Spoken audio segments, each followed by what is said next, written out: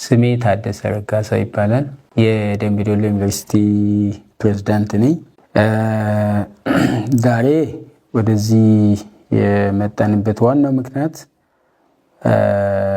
እሁድ ዕለት ኢቢኤስ ቴሌቪዥን በአዲስ ምዕራፍ በሚለው ፕሮግራሙ ላይ አንዲትን የደምቢ ዶሎ ዩኒቨርሲቲ ተማሪ ነበርኩ የምትል ግለሰብ አቅርቦ እዛ ውስጥ የደምቢ ዶሎ ዩኒቨርሲቲ ተማሪ እንደነበረች አድርጎ ነው ያቀረበው። በዛ ሚዲያ ያየነው እንግዲህ በጣም የሚያሳዝን የሚደንቅ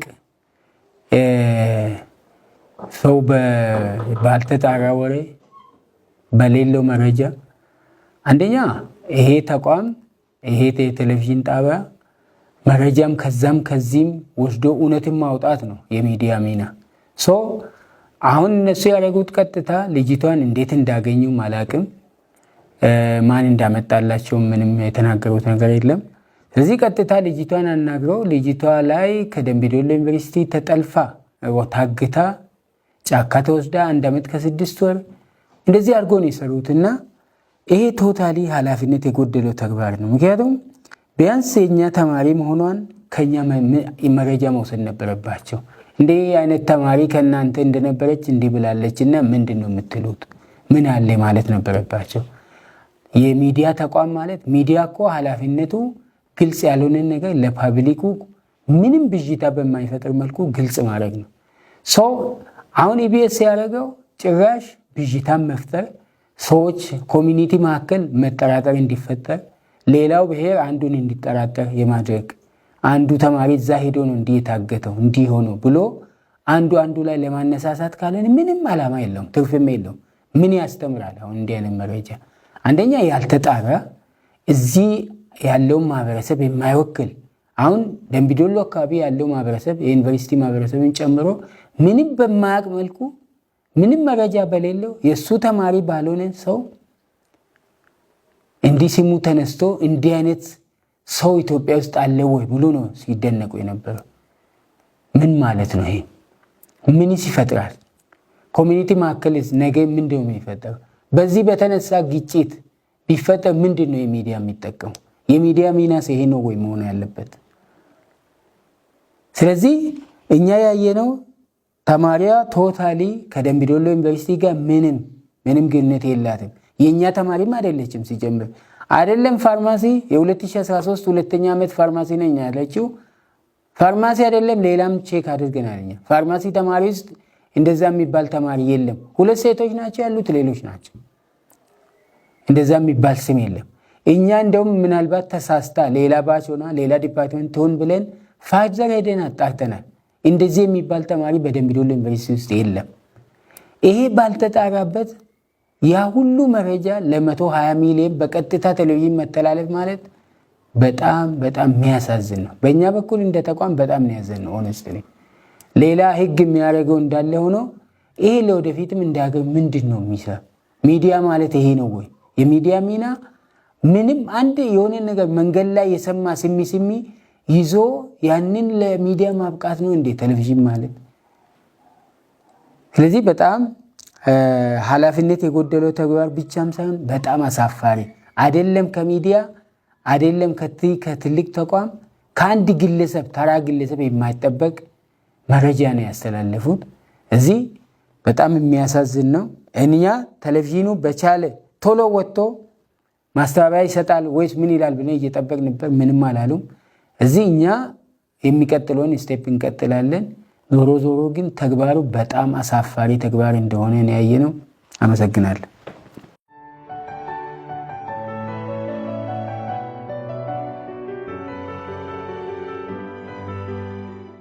ስሜ ረዳ ነሞ ሆራ እባላለሁ።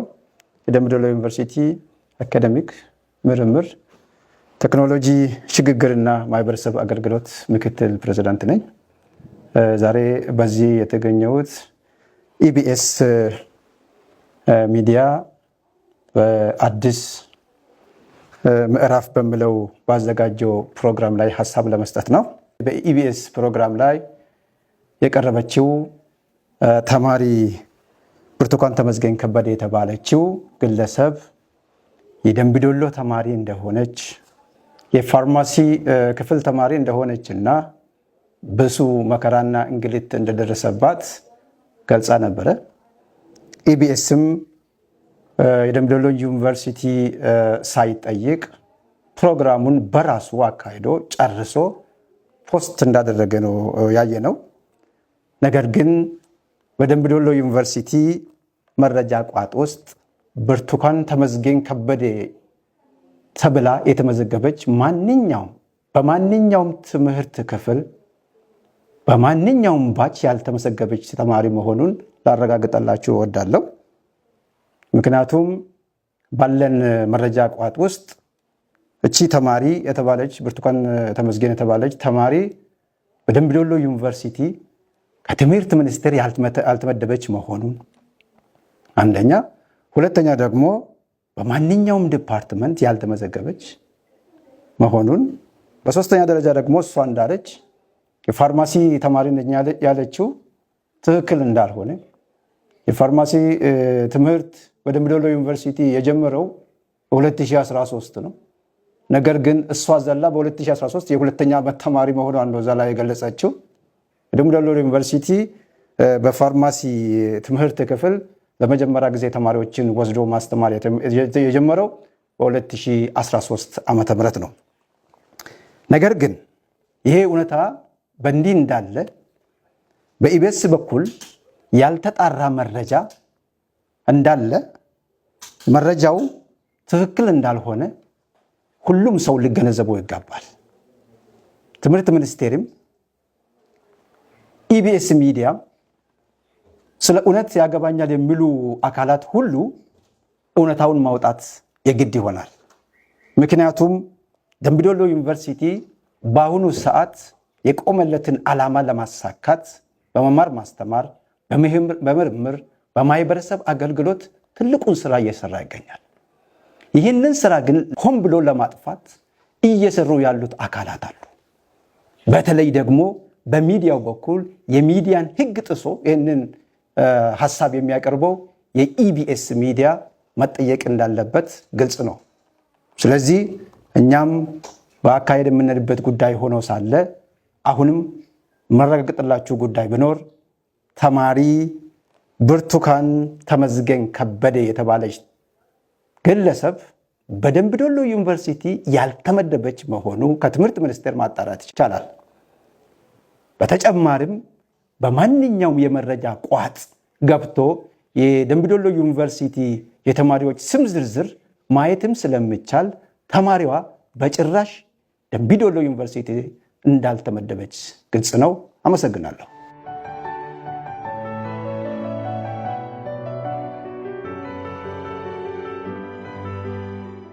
አመሰግናለሁ። እኔ ገመቹ ብርሃኑ ከሮርሳ እባላለሁ። የደምቢ ዶሎ ዩኒቨርሲቲ የአስተዳደርና ቢዝነስ ልማት ምክትል ፕሬዚዳንት ነኝ። እዚህ ላይ ሀሳብ ለመስጠት የፈለግኩት በአሁኑ ሰዓት በሶሻል ሚዲያ በፌስቡክ እና በተለያዩ ድረገጾች ላይ እየተላለፈ እና እየተሰራጨ ያለውን መረጃ በተመለከተ ነው። እንደሚታወቀው ደምቢ ዶሎ ዩኒቨርሲቲ ከተቋቋመበት ጀምሮ የመማር ማስተማር ስራ፣ የምርምር ስራና የማህበረሰብ አገልግሎት ስራን በተቀላጠፈ ሁኔታ እየሰራ ይገኛል። ይሄ እንዳለ ሆኖ አሁን በሶሻል ሚዲያ ላይ እንደሚሰራጨው ሳይሆን ዩኒቨርሲቲ ውስጥ የመማር ማስተማር ስራ በፍጹም ሰላም በሆነ መንገድ እየተካሄደ ይገኛል። በተለይ በ2013 ዓመተ ምህረት ተደርጓል የተባለውና የተሰራጨው ያለው የሐሰት መረጃን በተመለከተ በዛን ጊዜም ሆነ ከዛ በኋላ ያለው ሁኔታ ዩኒቨርሲቲ ውስጥ ሰላም ነው። እንዳውም ብዙ ተማሪዎች ከተለያዩ ክልሎች መጥቶ ትምህርታቸውን እየተከታተሉ ይገኛሉ። በተለይ ከዚህ ውጭም ከሌሎች ጎረቤት ሀገራት አሁን ለምሳሌ ከደቡብ ሱዳን መጥቶ ተማሪዎች በፍጹም ሰላም በሆነ መንገድ ትምህርታቸውን እየተከታተሉ ይገኛሉ። ይህ እንዳለ ሆኖ ግን በሶሻል ሚዲያ ላይ በተለይ በኢቢኤስ ፕሮግራም ላይ በተላለፈው መልእክት እና በተሰራው ዶክመንተሪ የዩኒቨርሲቲውን ስም በማጠልሸት እና ለማበላሸት እንዲሁም የህብረተሰቡን ሁኔታ ለማበላሸት የተሰራ ስለሆነ በፍጹም ምንም ተቀባይነት የሌለውና ከእውነት የራቀ ውሸት መሆኑን በዚሁ ለመግለጽ እወዳለሁ። አመሰግናለሁ።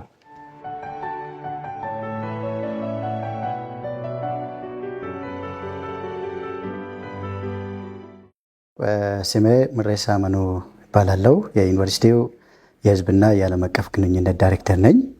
እንግዲህ ሁሉም እንደሚያውቀው በኢቢኤስ ቴሌቪዥን ላይ ዩኒቨርሲቲያችን አስመልክተው በተማሪ ብርቱካን ተመስገን በተባለችው የቀረበው ዘገባ ከእውነት የራቀ መሆኑን ለማሳወቅ እወዳለሁ። ምክንያቱም ሚዲያ ያለ መረጃ ልበወለድ ነው የሚሆነው። ምክንያቱም ሚዲያ መረጃ ላይ ቤዝድ ሆኖ ነው ማስተላለፍ ያለበት። መረጃ ካለው የሚያስተምር ነገር ሊያስተምር ይችላል። መረጃ ካለው የሚያዝናና ነገር ሊያስተላልፍ ይችላል።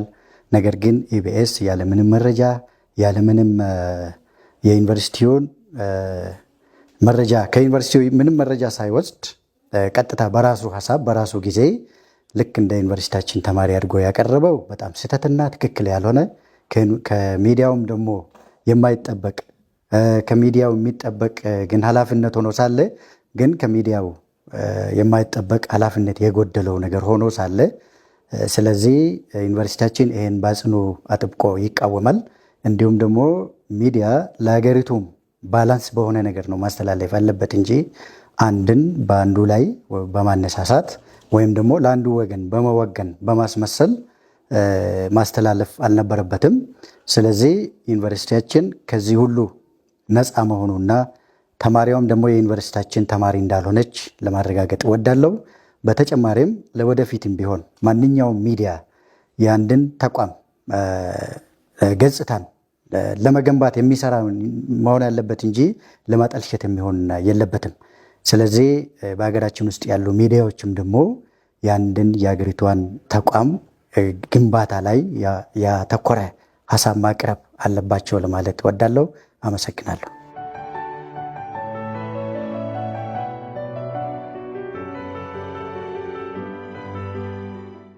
መምህር አደም አማን ሀሰን ይባላለሁ። የደምቢ ዶሎ ዩኒቨርሲቲ ሬጅስትራር ዳይሬክተር ነኝ።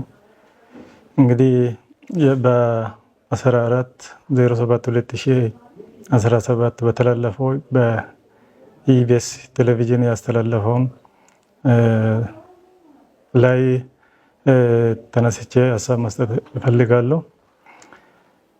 ኢቢኤስ ቴሌቪዥን ተማሪ ብርቱካን ተመስገን ከበደ የምትባል በ2013 በፋርማሲ ትምህርት ክፍል እንደምትማር ገልጾ የተለያየ ጉዳት እንደደረሰበት ማሰራጨቱ ይታወሳል። በዚህ መሰረት ባካሄድነው ማጣራት መሰረት እንደ ሬጅስትራር ተማሪዋ የፋርማሲ ትምህርት ክፍልም ሆነ የደምቢ ዶሎ ዩኒቨርሲቲ ተማሪ እንዳልሆነች አረጋግጠናል። ይህን ስናረጋግጥ በሲስተም እና በተማሪዎች መረጃ የሚቀመጥበት የተማሪዎች መረጃ በመፈተሽ ሙሉ በሙሉ የተሰራጨው ሐሰት መሆኑን ማረጋገጥ እንወዳለን።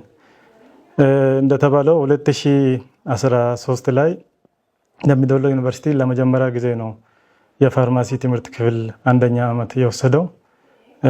እነሱም 11 ወንድና 2 ሴት ብቻ ናቸው፣ አጠቃላይ 13። ስለዚህ ከነዚህ 2 ሴቶች ውስጥም ስሟ ያልተካተተ እና በአጠቃላይ በደምቢ ዶሎ ዩኒቨርሲቲ ፋርማሲ ትምህርት ክፍል እስካሁን 90 ተማሪ ተቀብለው እያስተማረ ነበረ። ከ90 ተማሪ 24ቱ ሴቶች ናቸው። ስለዚህ ከዚህ 24 ሴቶች ውስጥም ብርቱካን ተመስገን ከበደ የምትባል የለችም። ከዚህም አልፎ ደግሞ በሌላ ትምህርት ክፍልም በማጣራት አካሂደን ነበረ። በአጠቃላይ በደምቢ ዶሎ ዩኒቨርሲቲ መረጃ ቋት ውስጥ ያልገባች መሆኑን ማረጋገጥ እንወዳለን። በተጨማሪ ደግሞ ሚኒስቴር ኦፍ ኤዱኬሽን በየዓመቱ የሚመደብልን ዳታም አይተን እዛ ውስጥም ያልተገኘች መሆኑ ስለዚህ የተሰራጨ ነገር ሙሉ በሙሉ ሐሰት በመሆኑ አስፈላጊው እርምጃ እንዲወሰድበት ማሳሰብ ፈልጋለሁ። አመሰግናለሁ።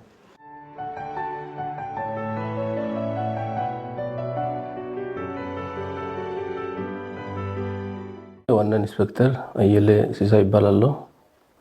የዚህ ምዕራብ መምሪያ የሬጅመንት አንድ ምክትል አዛዥ ነኝ።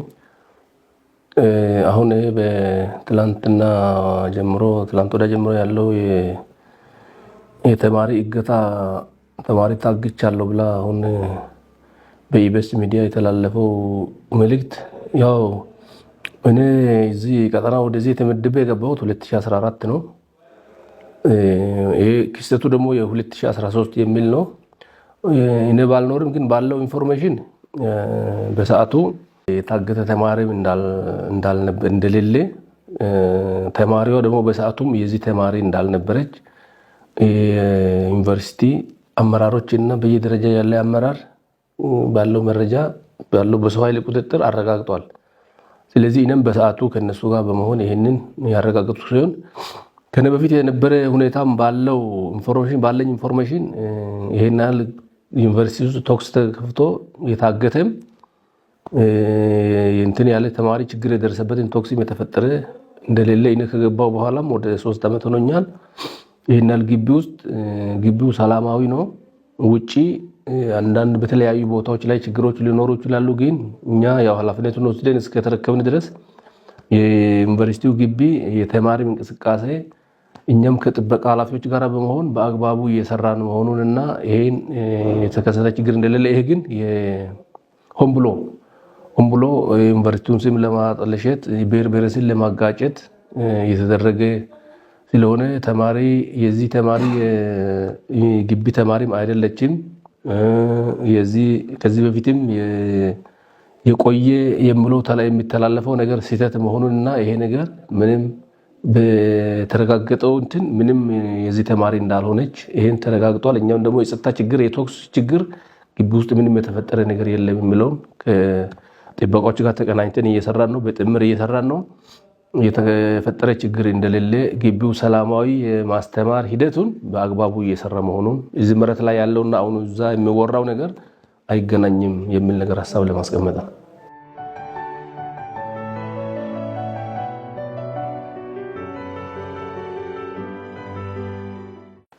እኔ አብርሃም አንዲ ገለታ ይባላለሁ። የደምቢ ዶሎ ዩኒቨርሲቲ ጸጥታ ዘርፍ ኃላፊ ነኝ። ኢቢኤስ ሚዲያ በተመለከተው የውሸት ወሬ መሆኑን አረጋግጠናል። ስለዚህ በዚህ መሰረት ብርቱካን ተመስገን ከበደ የሚባለው እኛ ተማሪ አይደለም።